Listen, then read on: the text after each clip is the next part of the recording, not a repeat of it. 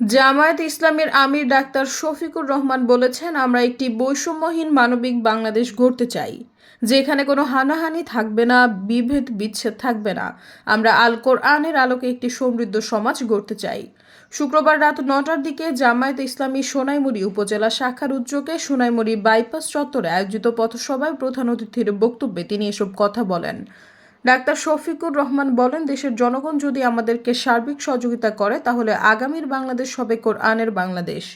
পথসভায় আরও উপস্থিত ছিলেন নোয়াখালী জেলা জামায়াতের নায়েবে আমির ও অধ্যক্ষ মাওলানা সাইয়েদ আহমদ, জেলা অ্যাসিস্ট্যান্ট সেক্রেটারি মাওলানা দেলোয়ার হোসেন, জেলা সুরা ও কর্ম পরিষদ সদস্য অধ্যক্ষ মাওলানা সাইফুল্লাহ, সোনাইমুড়ি উপজেলা জামায়াতের আমির ও ৩ নং চাষিরহাট ইউনিয়নের চেয়ারম্যান হানিফ মোল্লা, সোনাইমুড়ি উপজেলা আমির মাওলানা আব্দুল মতিন সহ হাজার হাজার নেতাকর্মী জামায়াত আমিরকে হাত নেড়ে ও ফুলেল শুভেচ্ছা জানান।